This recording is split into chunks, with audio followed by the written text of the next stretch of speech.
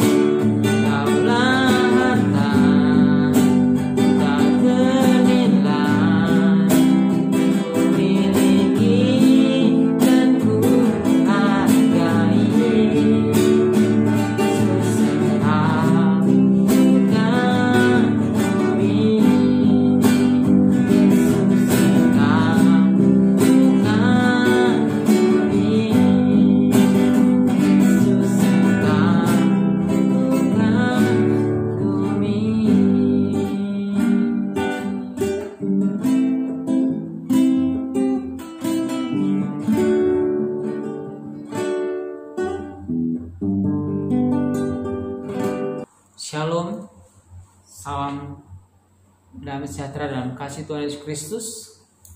Terima kasih tetap setia dalam channel ini, mendengarkan berita-berita firman Tuhan yang selalu memberkati kita. Hari ini akan saya membawa satu topik yang tentang baptisan air. Sering sekali baptisan air adalah merupakan sesuatu hal yang biasa diperbincangkan, seakan tidak terlalu begitu memiliki satu makna yang sangat prinsip dalam kekristenan.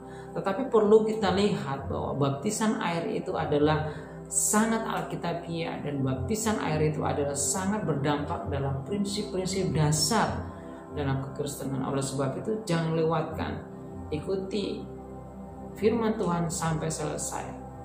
Puji Tuhan.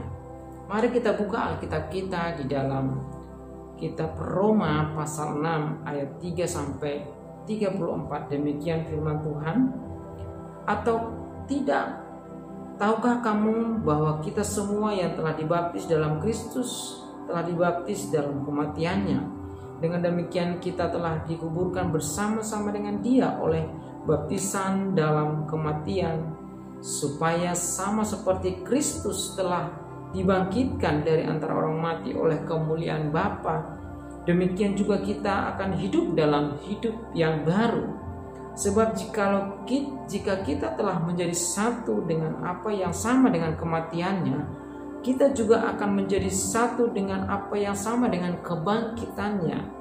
Karena kita tahu bahwa manusia lama kita telah turut disalibkan supaya tubuh dosa kita hilang kuasanya, agar jangan kita menghambakan diri lagi kepada dosa. Sebab siapa yang telah mati, ia telah bebas dari dosa. Jadi kita telah mati dengan Kristus. Kita percaya bahwa kita akan hidup dengan Dia, karena kita tahu bahwa Kristus sesudah Ia bangkit dari antara orang mati tidak mati lagi, mau tidak berkuasa lagi atas dia, sebab kematiannya adalah kematian terhadap dosa satu kali dan untuk selama-lamanya, dan kehidupannya adalah kehidupan bagi Allah. Demikianlah hendaknya kamu memandangnya, bahwa kamu telah mati bagi dosa, tetapi kamu hidup bagi Allah dalam Kristus Yesus. Dan ada beberapa makna daripada baptisan, tapi sebelumnya kita harus tahu dulu apa arti kata baptisan yang diajarkan oleh Tuhan Yesus. Kalau kita lihat dari baptisan itu bahasa Yunaninya yang berkata baptiso, artinya adalah cara baptisan dicelupkan, diselamkan, artinya dimasukkan ke dalam air. Baptisan adalah tanda maksud umat Kristen, atau disebut tanda bahwa kita adalah milik Allah, yaitu adalah sebagai tanda pertobatan atas kematian dalam dosa. Nah, di sini akan saya utarakan bahwa baptisan sudah diteladankan Yesus di masa pelayanannya di bumi. Kita lihat di dalam Matius pasal 3 ayat 16, demikianlah firman Tuhan.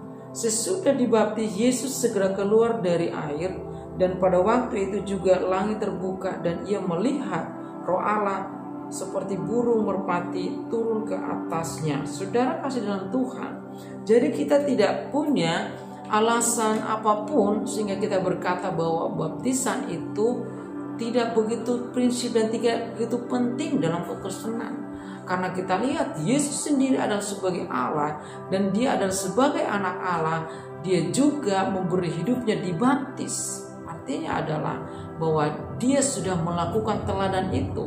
Dan yang paling luar biasa lagi, di saat Dia dibaptis dan keluar dari air, dikatakan bahwa terbukalah langit dan Roh Allah hinggap dalam hidupnya. Ini berbicara tentang pengurapan, di mana kita lihat Yesus setelah Dia dibaptis, lalu pengurapan dari Allah Bapa turun atas hidupnya. Jadi sangat luar biasa sekali, saudara. Bagi orang-orang Kristen harus menghargai bahwa baptisan itu sangat sakral, karena lewat baptisanlah kita akan mendapatkan pengurapan. Dan kita lihat juga yang kedua, apa yang dilakukan oleh Yesus dan menjadi teladan. dibaptis. Di dalam Markus pasal 1 ayat 10 dikatakan, pada saat ia keluar dari air, ia melihat langit terkoyak dan roh seperti burung merpati turun ke atasnya. Ini berbicara tentang bahwa di saat Yesus dibaptis ada pengurapan itu dalam hidupnya, lalu ia melihat kerajaan Allah turun ke atas hidupnya. Ini sesuatu hal yang sangat penting, makna daripada baptisan itu sudah dialami, diteladani oleh Yesus itu sendiri sebagai Tuhan dan Allah, sebagai anak Allah. Oleh karena itu kita harus lebih dalam lagi melihat ada beberapa hal tentang baptisan ini. Ada dua baptisan yang kita tahu. Yang pertama adalah baptisan yang dilakukan oleh Yohanes, dan satu adalah baptisan yang dilakukan oleh Yesus. Alkitab berkata di dalam Matius pasal 3 ayat 11 dikatakan gini, aku membaptis kamu dengan air sebagai tanda pertobatan, tetapi ia datang kemudian daripadaku, lebih berkuasa daripadaku, dan aku tidak layak melepaskan kasutnya. Ia akan membaptiskan kamu dengan Roh Kudus dan dengan api. Nah, ini menerangkan bahwa Yohanes akan membaptis sebagai baptisan tanda pertobatan yang kita lakukan secara sakral juga di setiap gereja-gereja, bahwa baptisan diselamkan. Dengan itu menunjukkan bahwa kita dibaptis secara tanda pertobatan. Tetapi yang lebih dahsyat lagi adalah bahwa kita akan dibaptis oleh Yesus sendiri melalui Roh-Nya, yaitu adalah baptisan dengan Roh Kudus atau baptisan dengan api. Ini berbicara kepada satu buah kekristenan, buah daripada pertobatan. Jadi kekristenan itu tidak berhenti hanya sekedar bertobat, tetapi dia juga harus melakukan perkara-perkara besar. Nah, oleh karena itu kita lihat ada beberapa makna penting dalam baptisan. Yang pertama, makna pertama adalah kematian kita terhadap dosa. Jadi kalau kita dibaptis berarti kita sedang melakukan hal yang sakral tentang kematian kita terhadap dosa. Mari kalau kita lihat di dalam Roma pasal 6 ayat 3 sampai 11, kita tadi sudah baca bagaimana waktu kita mati bersama dengan Kristus, berarti kita mati dengan dosa. Dan waktu kita bangkit bersama dengan Kristus, berarti kita hidup dalam kebenaran itu. Di dalam Kolose pasal 2 ayat 12 dikatakan juga, karena dengan dia kamu dikuburkan dalam baptisan, dan di dalam dia kamu turut dibangkitkan juga oleh kepercayaan kepada kerja kuasa Allah yang telah membangkitkan dia dari orang mati. Jadi makna yang pertama adalah baptisan itu membawa makna kematian kita terhadap dosa. Jadi kalau orang Kristen tidak mengalami baptisan, berarti dia juga tidak bisa membuat satu pernyataan apakah dia sudah mati terhadap dosa. Karena lewat tanda pertobatan, lewat baptisan layak kita diberikan satu tanda bahwa kita sudah mati dalam dosa. Artinya adalah kita sudah siap untuk hidup dalam kebenaran, siap hidup dalam Kristus. Di dalam Petrus pasal 3 ayat 21 dikatakan demikian, juga kamu sekarang diselamatkan oleh kiasannya, yaitu baptisan, maksudnya bukan untuk membersihkan kenajisian jasmani, melainkan untuk mengumumkan hati nurani yang baik kepada Allah oleh kebangkitan Yesus Kristus. Jadi baptisan yang dilakukan, yang diajarkan oleh Yesus itu adalah menunjukkan bahwa kita benar-benar komitmen bahwa kita sudah mati terhadap dosa dan bangkit terhadap kebenaran.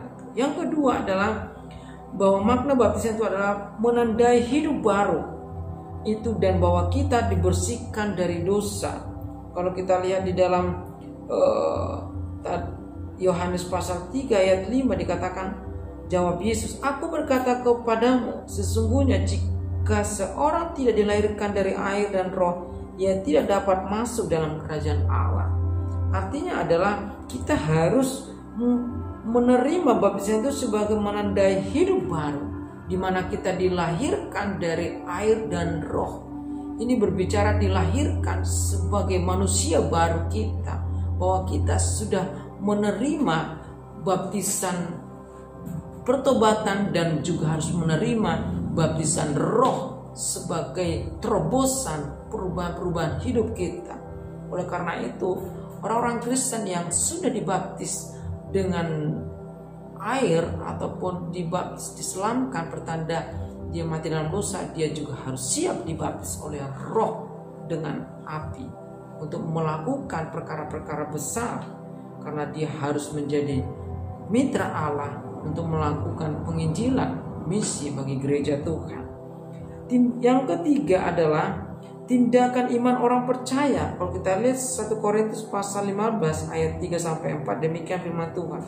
Sebab yang sangat penting telah kusampaikan kepadamu, yaitu apa yang telah aku terima sendiri, ialah bahwa Kristus telah mati karena dosa-dosa kita, sesuai dengan kitab suci, bahwa ia telah dikuburkan dan bahwa ia telah dibangkitkan pada hari yang ketiga, sesuai dengan kitab suci.